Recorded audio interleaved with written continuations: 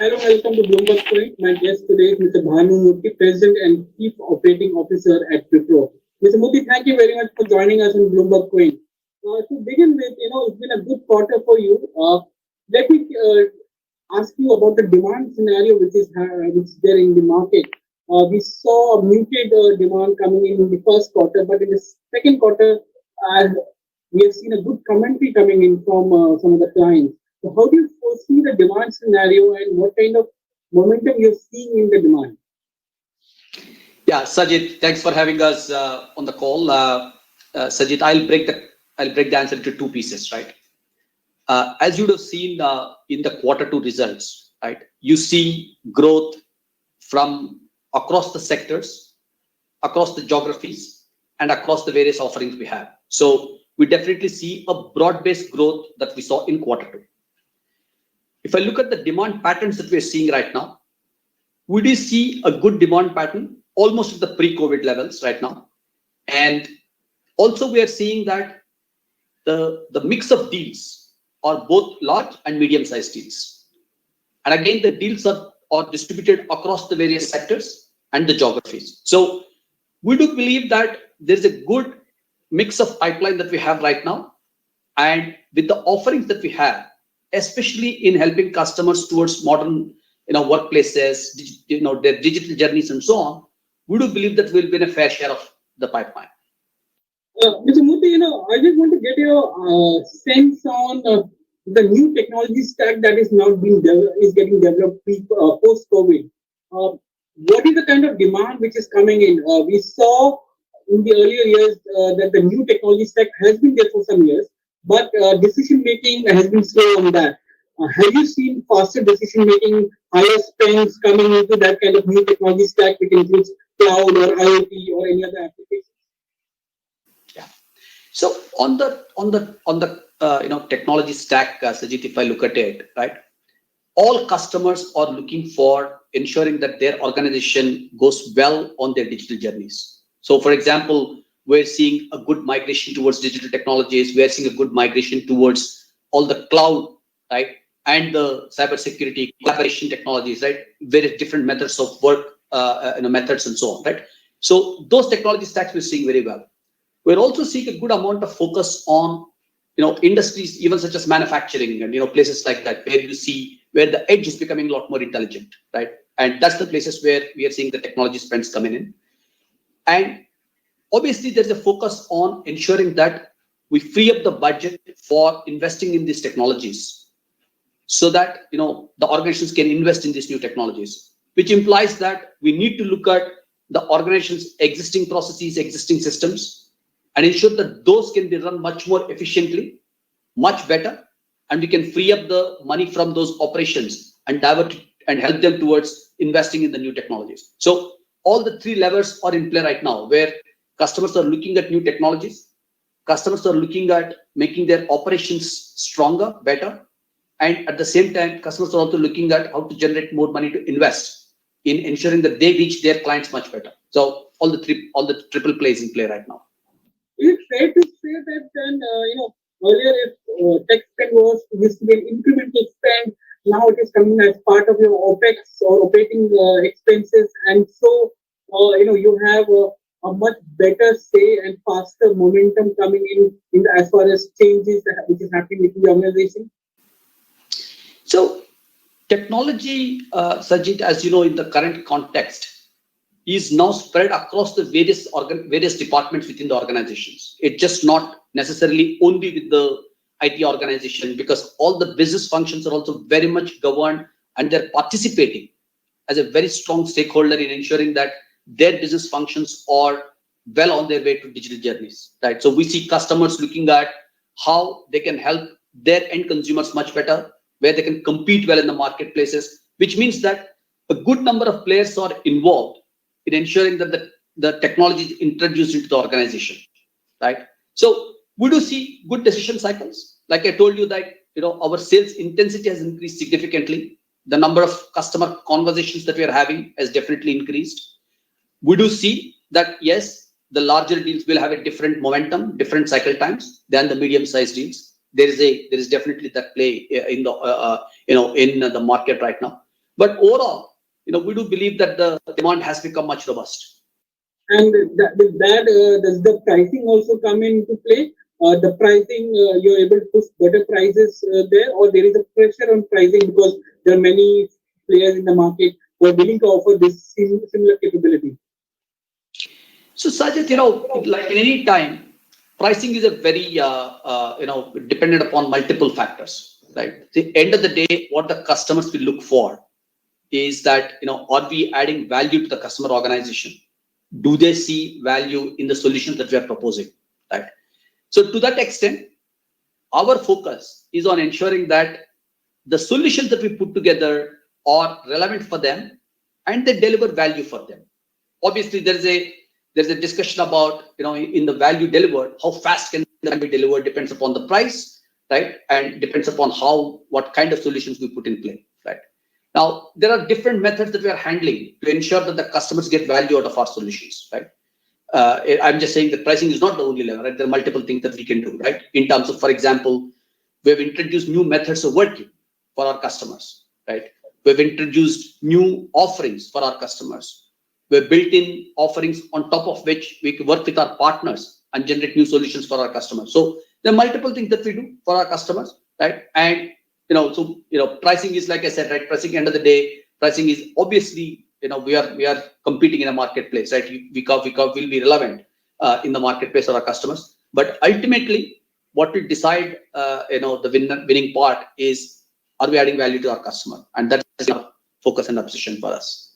The reason why I'm asking that question is that because Thierry spoke about the fact that the focus is on growth, and Jatin spoke about the fact that the margins will be in a narrow band. Now, if pricing capabilities are there with companies like you surely have to see some kind of margin expansion that's going to happen. So my question comes from there that is the pricing in your hands, or is it still in the hands of the client? Yeah. So Sajid, very good point, right? And when Thierry mentioned about growth, which is very absolutely the obsession for us right now, and when Jatin mentioned that, hey, we will maintain in narrow band, the multiple levers, again, I want to talk to you about, right? One is, like I told you, how we can run operationally, what kind of metrics we run, right? The solution, how we structure the solution operationally, so that we can take the cost out in multiple ways, right? So that's one method of doing that exercise.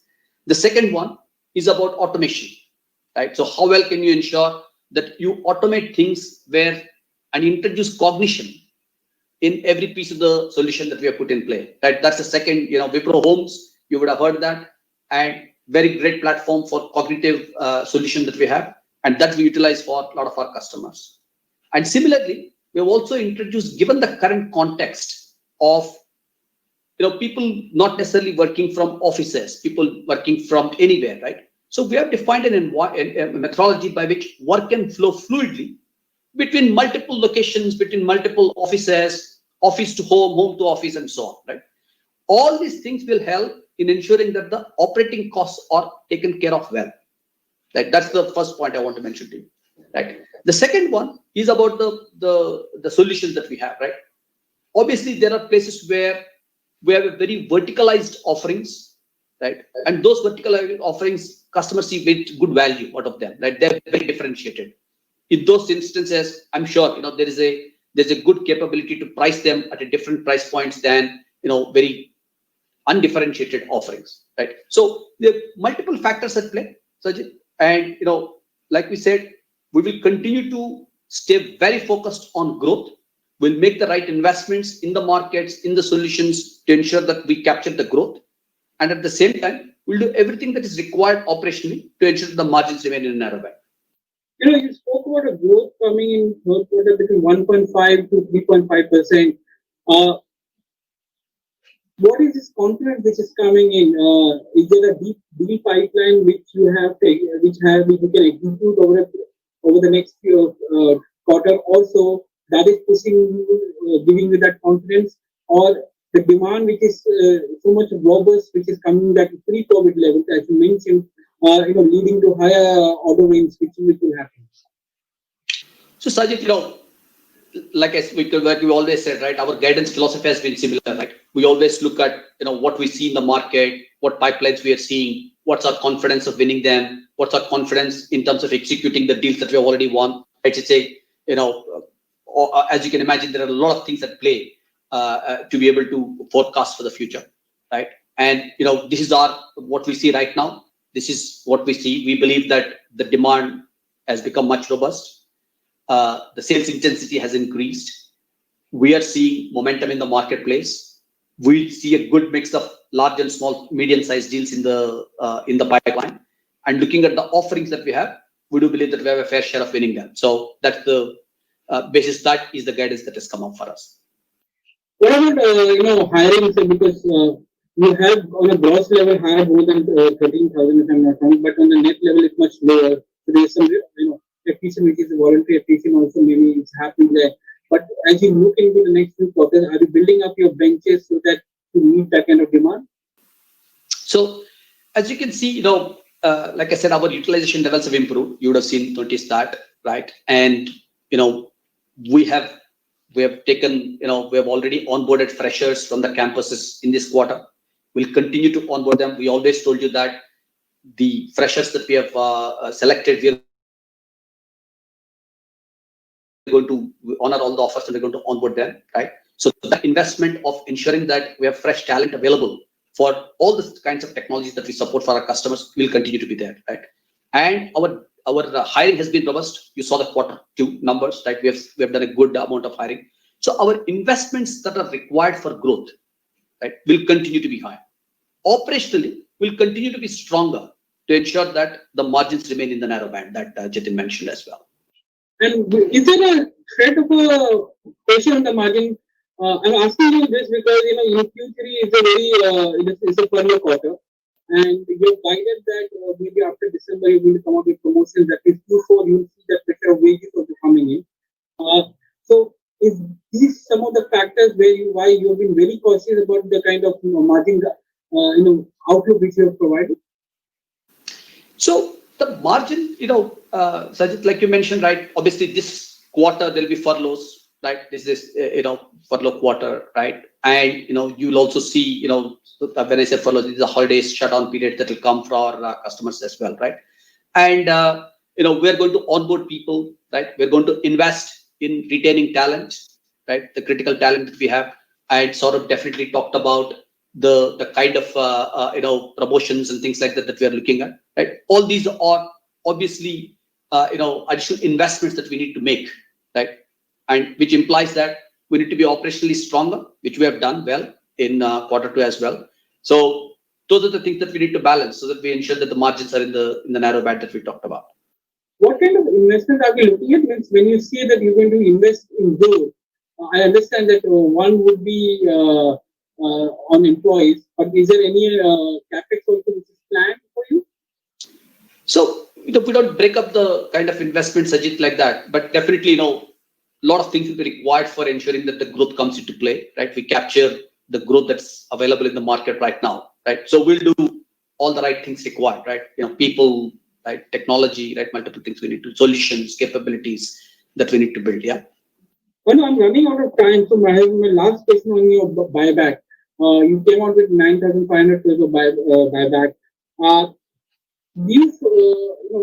What kind of capital allocation? Is there any change in the capital allocation policy? Because you had always said that 45 to 50% of net income you plan to distribute to shareholders. But has there been any change with respect to increasing that going forward? Sajid, there is no change in our capital allocation policy right now. And, Jatin has already explained, how, even with the buyback, the allocation policy is not, our philosophy has not changed. Okay. Bhanu, thank you very much for joining us today on BloombergQuint. Thank you, Sajid. You have a wonderful day. Thanks for having us on the call. Thank you. Bye-bye.